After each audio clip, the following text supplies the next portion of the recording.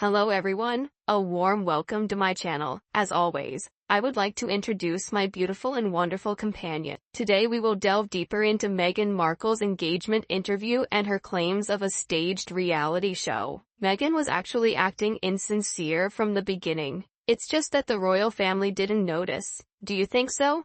Meghan Markle's 2017 engagement interview with BBC journalist Mashal Hussain raised early warning signs about her sincerity. Later came under scrutiny after Meghan described it as an orchestrated reality show.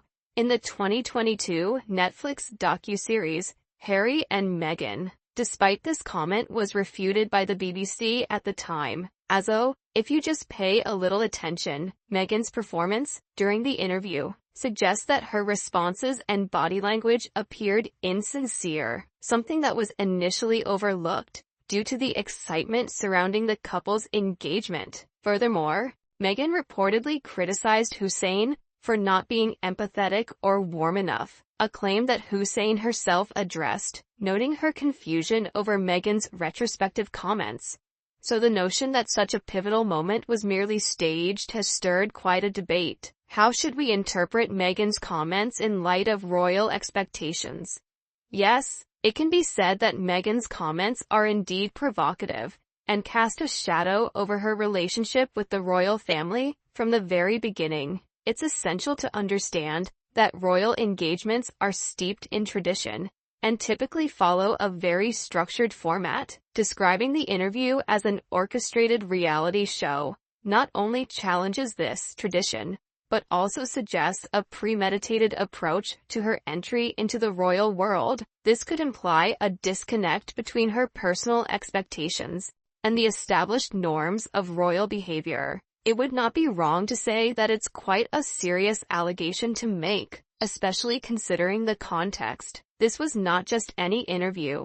It was a globally watched engagement announcement. Calling it an orchestrated reality show casts a very strategic light on Meghan's actions and raises questions about her authenticity from the very start of her entry into the royal family.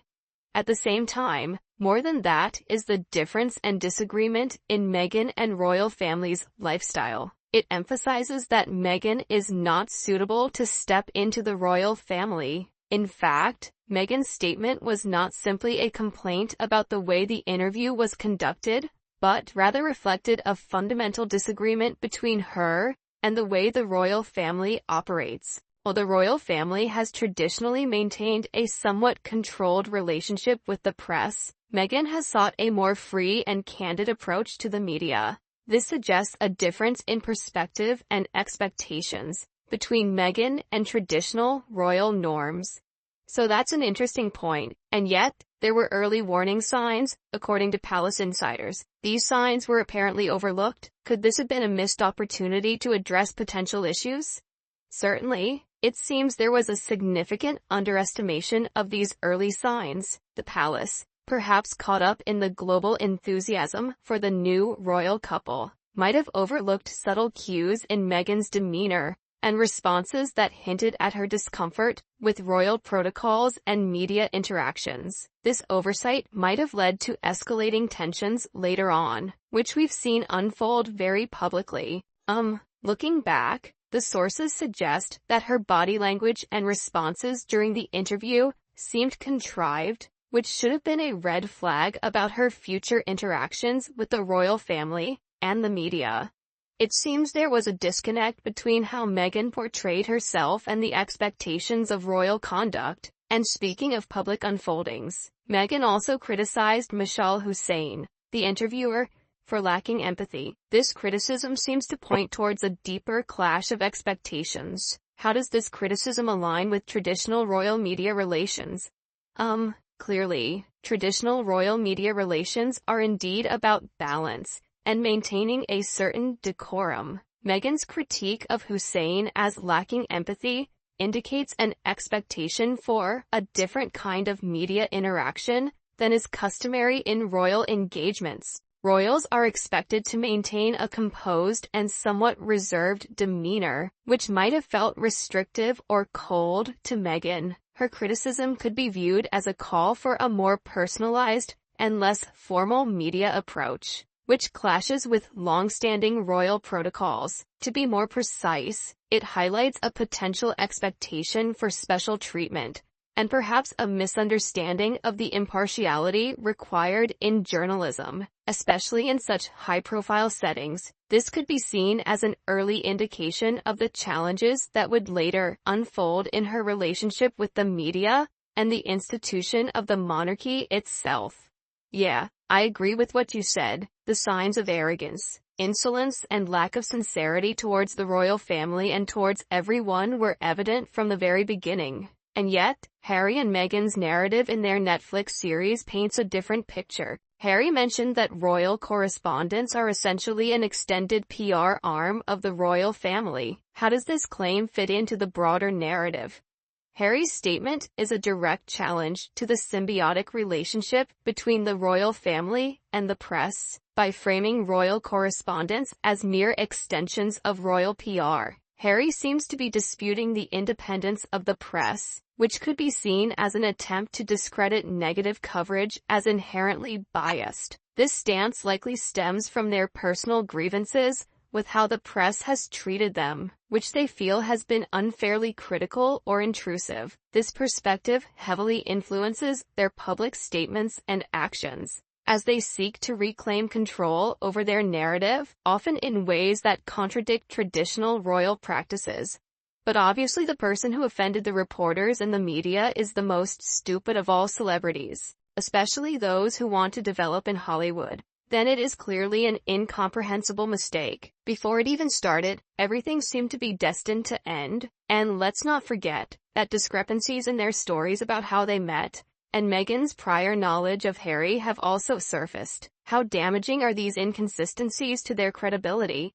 I know that the word trust has become anachronistic for Meghan at this point, but we're talking about Meghan Markle's 2017 engagement interview with BBC journalist Mishal Hussain. But anyway, they're quite damaging. When public figures, particularly royals, offer conflicting accounts, it invites skepticism and scrutiny. It undermines their reliability and can diminish public sympathy as people begin to question other aspects of their story. For Meghan and Harry, maintaining consistency in their public disclosures is crucial for building trust and sympathy, particularly as they continue to navigate their post-royal life in the public eye. But the truth has proven that Meghan is not suited to life in the royal family, and she will never be able to build a true, noble image. She only deserves a life like a market.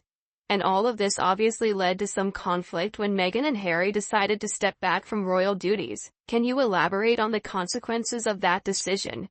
Meghan and Harry's decision to step back from official royal duties was a milestone, not just for them, but for the entire royal family. When they announced that they would be stepping back from their official roles and seeking to become financially self-sufficient, they ended the monarchy's reliance on public funds and gave up using the title Royal Highness. The decision was not only a personal turning point, but also a challenge to the royal heir family's long-standing unwritten rules about maintaining a united front and not publicly protesting.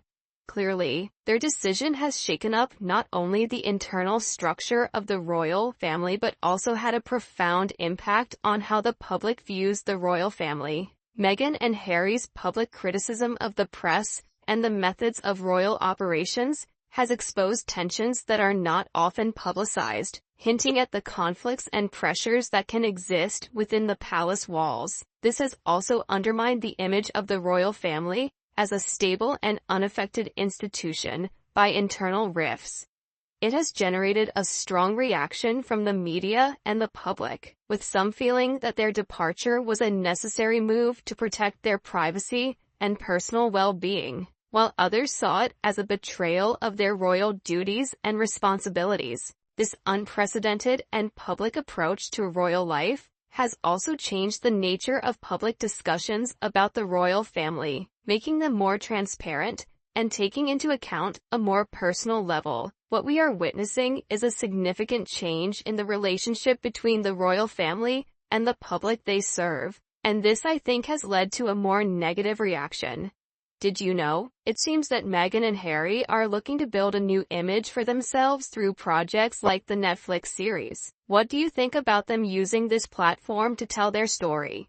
Of course, it is a big platform, and it is a target for many celebrities, so it is a smart move, but also a risky one. By using Netflix, they not only control their story, but also reach a global audience. However, this also puts them at the center of debates about authenticity and personal motives, as many people are skeptical about the integrity of how they present events. It is important that they are very transparent and honest in their storytelling, so as not to be seen as creating a heavily edited version of events to serve their own purposes.